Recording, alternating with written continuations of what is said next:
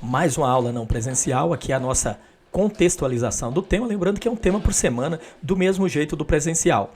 Eu defendo na redação que o importante é você treinar, claro que não treinar de qualquer jeito, a gente nunca treina de qualquer jeito. Vocês lembram que o nosso objetivo lá no primeiro ano era você sair do primeiro ano, pelo menos dominando a estrutura de uma dissertação. Tese, argumento, conclusão. E claro, o segundo objetivo do primeiro ano era você já entrar em uma rotina de produção. Produzir toda semana, toda semana, toda semana, toda semana, para que seu cérebro acostume com a ideia de produzir textos escritos, assim como você já faz oralmente, né? Você produz textos o tempo todo. Então, primeiro era isso, a gente queria você se acostumar com a ideia de produzir texto escrito.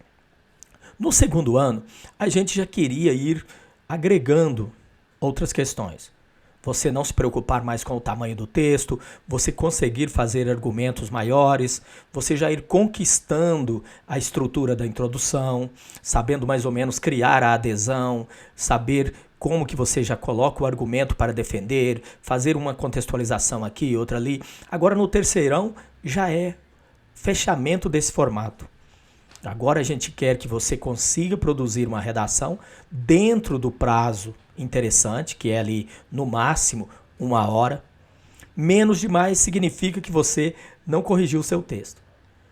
Se também está gastando tempo demais, você vai perder nas outras questões, nas outras matérias, e nós não queremos fazer isso. A redação ela não pode ser uma âncora, ela tem que ser o diferencial. Ela tem que ser o diferencial. Tirar o máximo de nota na redação para a gente poder compensar numa outra que a gente talvez não saiu tão bem. Então, o nosso foco é esse. Só que para isso, nós precisamos conseguir criar essa redação de acordo com os 5 critérios. Tem até a aula extra que está indo, que a gente está falando que é da primeira competência. Nesses dias nós estamos falando da primeira competência.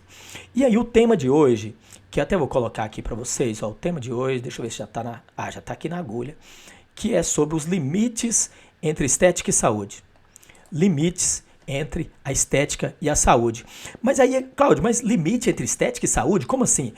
Olha o que nós queremos. Cláudio, esse tema é batido. Olha o que nós queremos.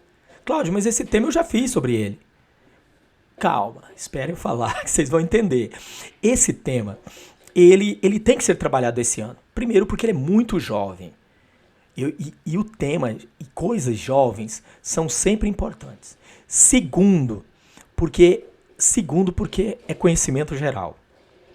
É um tema que ele serve de munição, ele serve de repertório, dependendo de outro tema que você for trabalhar. Ele serve também como um repertório extra. Tudo que envolver saúde, etc., esse tema pode entrar. Tudo que for relacionado à beleza, busca da beleza, etc., esse tema serve. E sem falar que você é um jovem, está chegando aí nos seus 18 aninhos e você logo já começa a se preocupar.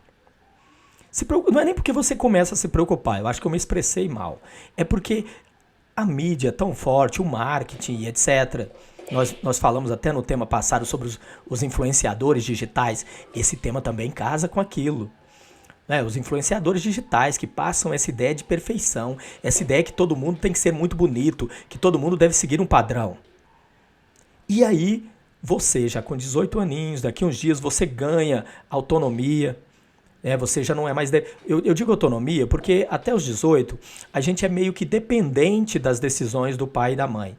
Mesmo se você quer fazer uma tatuagem, você quer fazer um procedimento plástico, um procedimento cirúrgico, você não faz porque seu pai e sua mãe não deixam.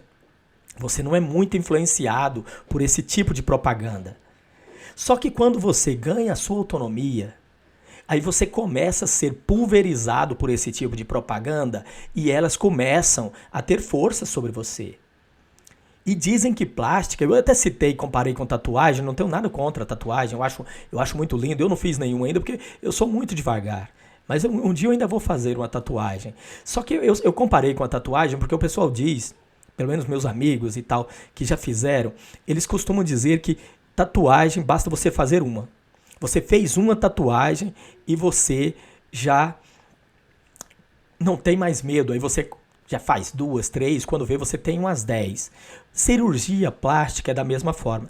E, inclusive chega a ponto de muita gente defender que é uma espécie de vício. A cirurgia plástica é uma espécie de vício. Você se vicia tanto em procedimentos, e não é qualquer um, claro, quando a gente está falando do vício, não é qualquer pessoa que tem propensão a um vício.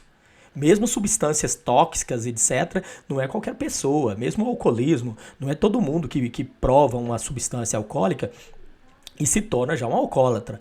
Mas as pessoas que têm propensão ao vício, eles têm propensão, inclusive, ao vício de procedimentos plásticos, cirúrgicos. E ele começa, então, a correr atrás disso o tempo todo e viver em função disso. Ele não se aceita mais e ele começa a comprar essa ideia midiática de que você tem que buscar uma perfeição. E às vezes a pessoa já é perfeita, você olha para ela e você acha aquela pessoa perfeita, mas ela acha que não tá bom.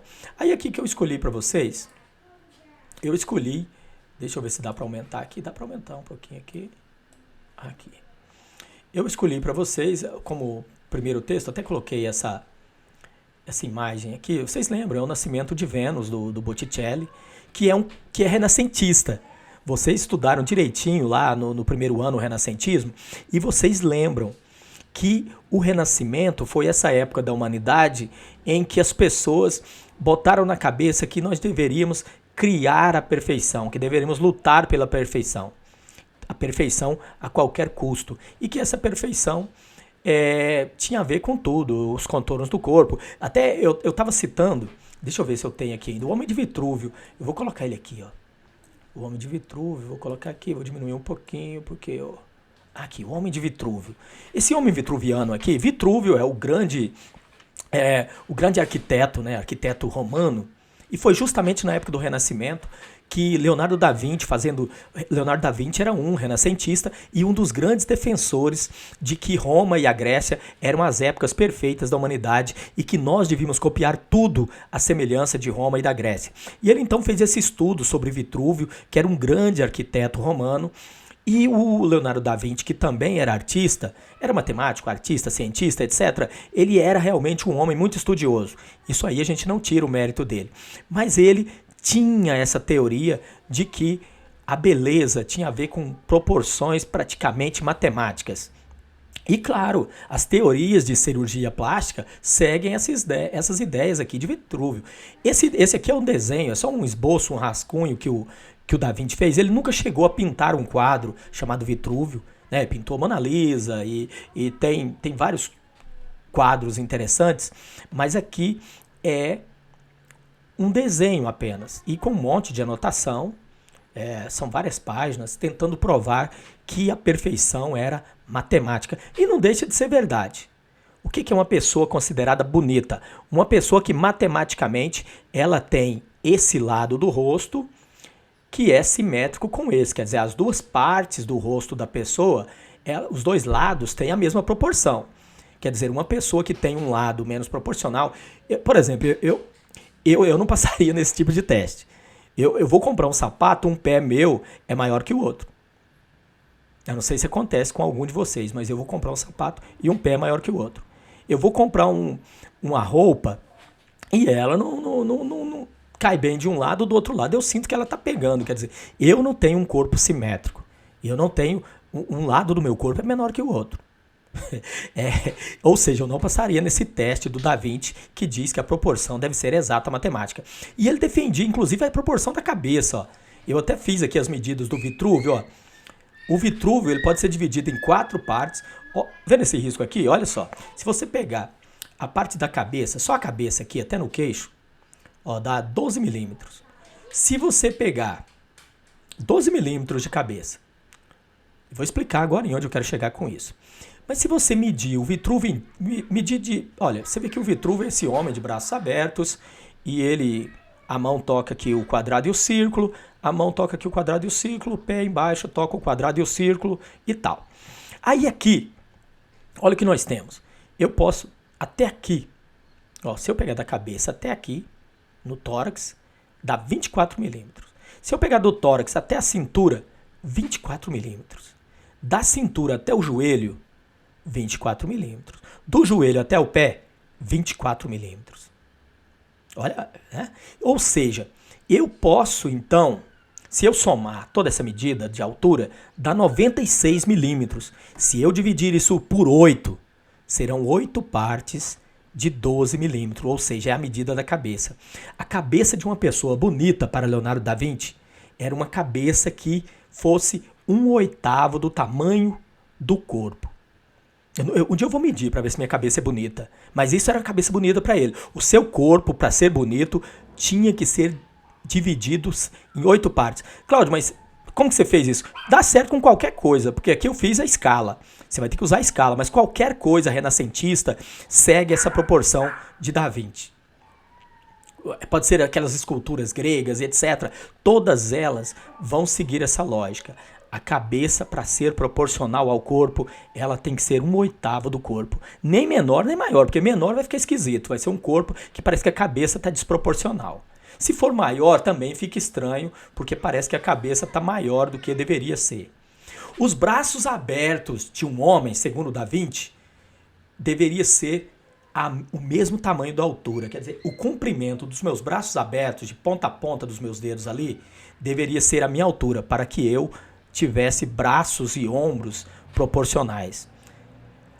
Tá? Eu só mostrando isso. E aqui, e o umbigo tinha que ficar realmente no centro, no meio. Um umbigo perfeito. Então, tudo levando essa lógica de perfeição. Então, é um documento grande. Lá ele tem todas as premissas. E eu estou citando, claro, mas isso é muito antigo. Eu estou citando isso porque até hoje a gente segue. Aqueles padrões de moda, tem até um programinha no SBT que minha esposa gostava, que era Esquadrão da Moda. Até esse corpo de mulher, é esse tipo de roupa. Ela tem a perna um pouco grande. A perna dela é curta e tem que usar uma roupa para disfarçar a perna curta, para alongar as pernas. A perna é muito grande, tem que usar determinada roupa para parecer que a perna é um pouco pequena. Olha, a cintura é isso, o busto é aquilo, olha, os ombros estão tal. É um triângulo invertido. Todas essas teorias são tiradas daqui. Ó. Todas as teorias são tiradas daqui.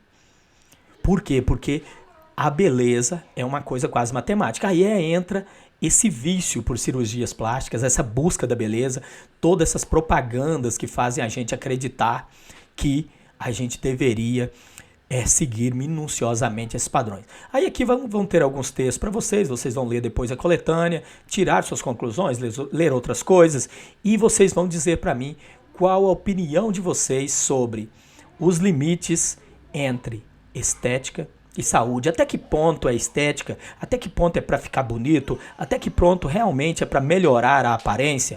E quando que a coisa já começa a ser prejudicial para a saúde? Nós temos históricos aí de pessoas que não têm dinheiro suficiente para pagar um procedimento caro e acabam fazendo com um médico qualquer, sem nenhuma referência. Às vezes o cara não tem nem registro, não tem nem especialização em plástica e está fazendo, e por aí vai. Pessoas que numa academia ele acaba tomando um tipo de medicamento que sem acompanhamento médico nenhum, aplicando até hormônios de animais no corpo ou bebendo isso e etc. Já ouvi dizer que muita gente usa até óleo de cozinha para melhorar a aparência dos músculos. Não sei se isso é verdade, vocês são jovens, sabem muito mais do que eu essas informações, todas são informações. E para fechar a nossa aula, só isso aqui. Deixa eu diminuir. Tá aqui assim. Isso aqui, gente, eu acompanho vários colegas professores. Esse aqui é do repertório oficial. Eu acompanho vários colegas, vários grupos de professores, troco ideia com outros professores, para eu sempre estar antenado no que está acontecendo. E eu gostei demais da sugestão deles aqui, que é você usar Bhaskara na introdução. Ficou interessante, eles montaram até aqui uma formulazinha meio coringa, que é a formulazinha coringa deles, ó. E aí começa com a adesão, usando Bhaskara. E olha que eu penso que realmente ficaria muito interessante. Se você treinar isso e adaptar ao seu jeito aí de fazer, pode dar um efeito legal. Seria mais ou menos assim, ó. Na fórmula de Bhaskara, a solução da função de segundo grau depende de suas raízes, ou seja, dos valores de x. Aí ele vem com o segundo período, ó. 3 períodos, ficou bonitinho. Ó. Da mesma forma, ao se analisar, e aí o tema, sei lá, suponhamos que fosse esse nosso aqui. Ao se analisar o tema, os limites estéticos, seria o tema, vou pegar bem bonitinho lá o tema. Limites entre estética e saúde. Ao se analisar o tema, sobre os limites entre a estética e a saúde, compreende-se também que é necessário a análise de suas incógnitas para se chegar à solução dessa problemática. Fechou o outro período.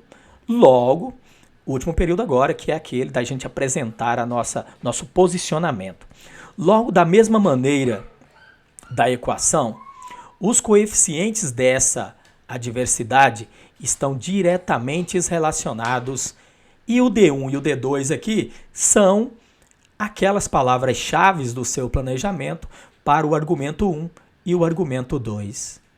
E aí fecharia uma introdução. É uma introdução coringa, né? Não é muito aconselhável usar coringas, mas vocês já estão para primeiro e segundo. Agora, para o terceirão, um coringuinha já ajuda bastante. Então, tá aí a sugestão. Não precisa seguir se não gostou, mas se gostou, ó, é interessante.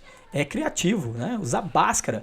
Pensa um corretor ser surpreendido por um aluno que conseguiu ligar brilhantemente uma coisa matemática dentro de uma coisa linguística. Isso ficaria muito poderoso. Então, fica a sugestão aí dessa aula e bons estudos para vocês. Espero que gostem do tema, espero que gostem das sugestões. Dúvidas vocês anotem e manda para mim lá no WhatsApp. Até mais para vocês. Boa aula.